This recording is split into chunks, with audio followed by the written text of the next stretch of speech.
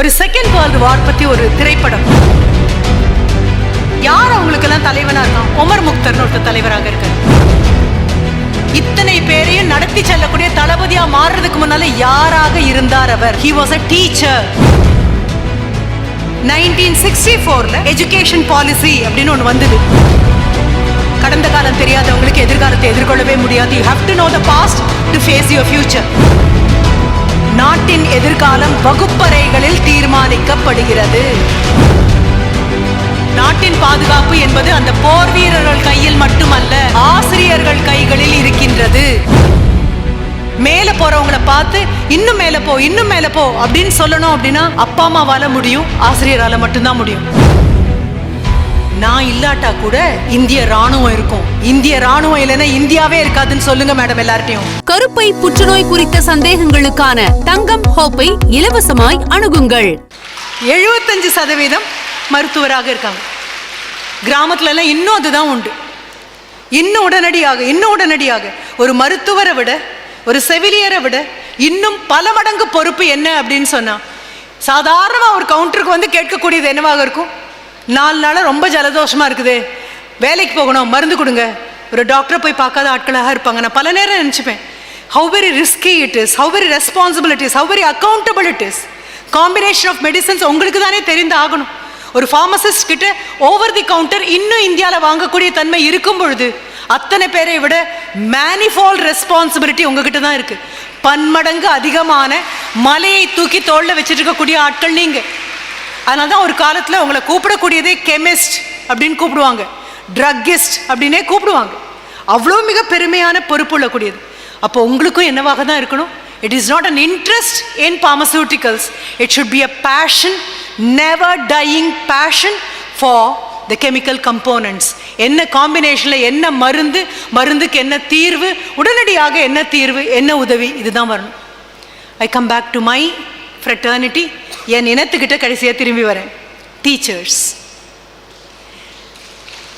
தட்டலாம், உங்களுக்காக நீங்கள் கை தட்டிக்கலாம். வேணா நானா எனக்காகவும் சேர்த்து கை தட்டிக்கிறேன். டீச்சர்ஸை பற்றி ரொம்ப அழகான ஸ்டேட்மெண்ட்ஸ் உண்டு அம்மா.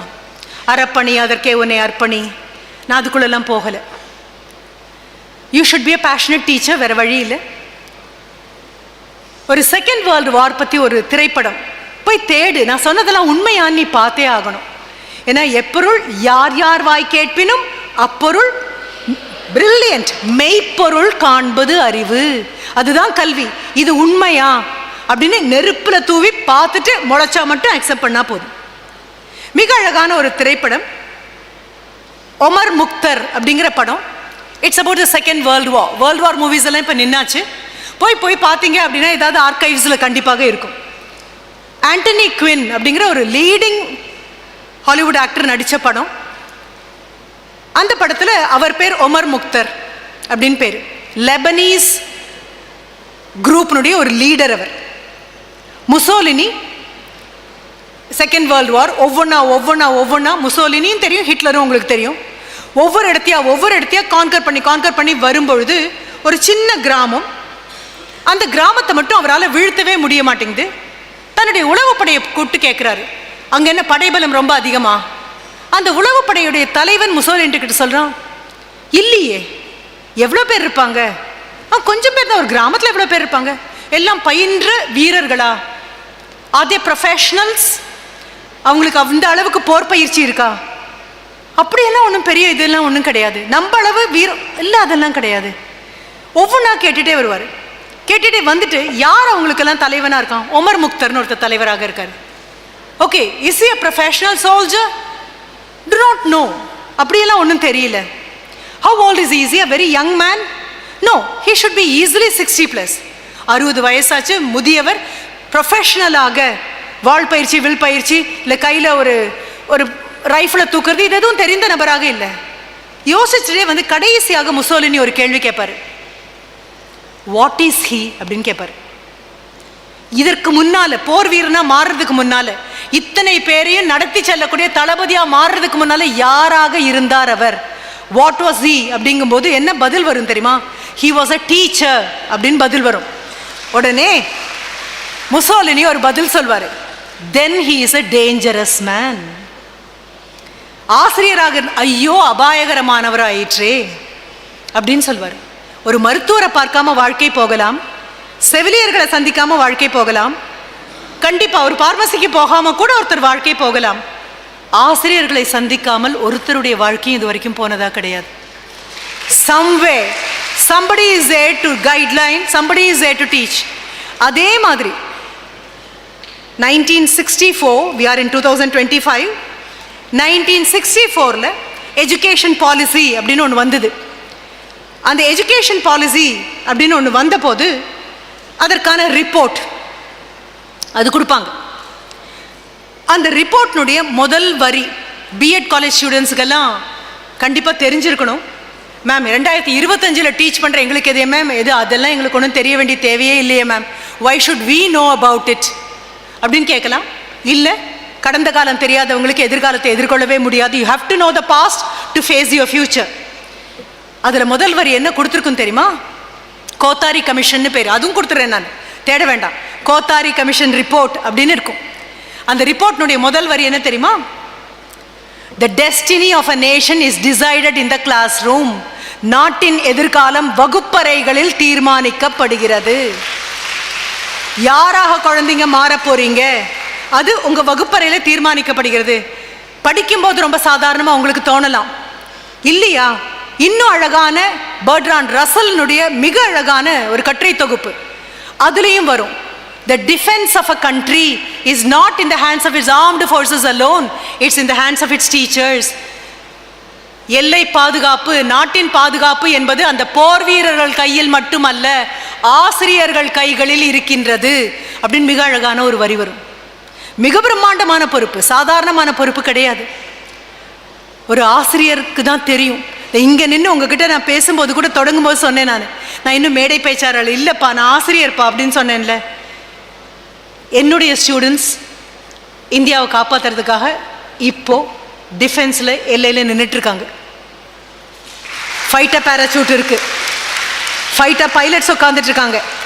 ஒரு 10 வருஷம் முன்னால் என்னை விட்டு கிளம்பி போகும்பொழுதே ஃபிசிக்ஸ் மேஜர் பண்ண குழந்தைங்க, அப்போவே என்சிசியில் ஏர்விங்கில் சேர்ந்த குழந்தைங்க எங்கே இருக்கணும், நாங்கள் அங்கே தான் இருப்போம் மேம் அப்படின்னு சொன்னது. ஏன் ஒரு 10 நாள் முன்னால் கூட அவர்கிட்டேருந்து மெசேஜ் வந்திருந்தது. ஒரு குழந்தை இல்லை, நிறைய பெண்களும் ஆண்களும் போய் சேர்ந்துருக்காங்க. உங்கள் முன்னால் நான் நிற்கும் போது I am very thankful to them. ஒரு ஆசிரியருடைய கர்வங்கிறது ரொம்ப அழகானது. மேலே போகிறவங்கள பார்த்து இன்னும் மேலே போ, இன்னும் மேலே போ அப்படின்னு சொல்லணும். அப்படின்னா அப்பா அம்மாவால் முடியும், ஆசிரியரால் மட்டும்தான் முடியும். பொறாமையே இல்லாமல் முடியும். போதாது, இன்னும் மேலே போ, இன்னும் மேலே போ அப்படின்னு சொல்லக்கூடியது உங்கள் டீச்சர்ஸாக இருப்பாங்க. அப்போது என்னுடைய அந்த ஸ்டூடெண்ட் சொன்னதை இப்போ நான் மேடையில் சொல்கிறேன். ஒவ்வொரு மேடையிலையும் குழந்தைங்கள பார்க்கும்போது தான் சொல்வேன். அவர் என்னை கூப்பிட்ட போது ஹி ஜஸ்ட் கால் மீ, ஒரு பொங்கல் டைம். அப்போ கூப்பிட்ட போது நான் சொன்னேன், யூ எங்கே இருக்க மேம்? கார்கில். ஓகே. அப்போ நான் கேட்டேன், பயங்கர குளிராக இருக்கும் யா இங்கேயே, பொங்கல் அப்போவே இன்னும் பொழுது விடியறதுக்குள்ளே குளிராக இருக்குது, அப்படி ஐஸ் மாதிரி. மேம் -20 தான் மேம் நார்மலே இங்கே. சரி ஜாகிரதரா, பத்திரமா இரு அப்படின்னு சொன்ன போது அவர் சொன்ன பதில், மீறி போனால் 24 வயசு இருக்கும் அந்த பதில் சொன்ன போது. இப்போ 35 வயசு இருக்கலாம், 34 வயசு இருக்கலாம், அவ்வளோதான். அங்கிருந்து சிரிச்சுக்கிட்டே அந்த குழந்தை சொன்னது, பயப்படாதீங்க மேம், சந்தோஷமாக பொங்கல் கொண்டாடுங்க, இந்தியாவை நான் காப்பாற்றிக்கிறேன், நீங்கள் போங்க அப்படின்னு சொன்னேன். எனக்கு அவ்வளோ பெருமையாக இருந்தது. சாதாரண முதுகெலும்போட இறைவன் எங்களெல்லாம் படைச்சிருக்கான். ஆனால் அந்த குழந்தையோடைய அம்மா, அவங்களும் 10 மாதம் சுமந்து தானே பெற்றிருக்க முடியும். ஆனால் அந்த குழந்தைக்கு மட்டும் ஆண்டவன் he has given him a backbone made of iron and steel. பெரிய விஷயம். சரி, 26th of January சீனியர்ஸ் எல்லாம் உட்காந்துருக்காங்க, ரிப்பப்ளிக் டே, அவங்களெல்லாம் அட்ரஸ் பண்ணிகிட்ருக்கேன். மொபைலில் போயிட்டுருக்கனால தான் வரும்போதெல்லாம் மொபைலை கொடுத்துட்டு நான் வருவேன், ஸ்டேஜுக்கு கொண்டு வரக்கூடாதுன்னு. மொபைலில் கால் வருது, ஆஃப் பண்ணியாச்சு. அவன் பேர் தான் ஃப்ளாஷ் ஆகுது, இஸ் அ மேஜர். வந்ததுக்கப்புறம் மேடை விட்டு இறங்கினதுக்கப்புறம் ஐ கிவ் அ கால். ஒன்றும் இல்லை, ரிப்பப்ளிக் டே கிரீட்டிங்ஸ். நான் தரையிலிருந்து கொண்டாடிட்டுருக்கேன், அவர் அவ்வளோ உயரத்தில் உட்காந்துட்ருக்காரு. கூப்பிட்டு எப்படி இருக்கேன்? நல்லா இருக்கேன் மேம். உன்னை பற்றி எனக்கு சொன்னேன். நான் சொன்னேன் என்னுடைய ஸ்டூடெண்ட் அங்கே எல்லையை காப்பாற்றிட்டுருக்காரு, நீங்கள் சந்தோஷமாக பொங்கல் கொண்டாடுங்க மேம், நான் இந்தியாவை பார்த்துக்கிறேன் அப்படின்னு சொன்னார். அதனால எல்லாரும் எழுந்திருச்சுன்னு உனக்காக கை தட்டினாங்கடா. அப்போ அவர் சிரிச்சுட்டே அடுத்தது என்ன சொன்னார் தெரியுமா? ஐயோ மேடம், நான் இல்லாட்டா கூட இந்திய ராணுவம் இருக்கும், இந்திய ராணுவம் இல்லைன்னா இந்தியாவே இருக்காதுன்னு சொல்லுங்க மேடம் எல்லார்ட்டையும். அவங்க எல்லாம் இருக்கிறதுனால தான் இங்க உட்கார்ந்துட்டு இருக்கோம். சொன்ன போது எனக்கு அவ்வளோ கர்வமா இருந்தது. கருப்பை புற்றுநோய் குறித்த சந்தேகங்களுக்கான தங்கம் ஹோப்பை இலவசமாய் அணுகுங்கள்.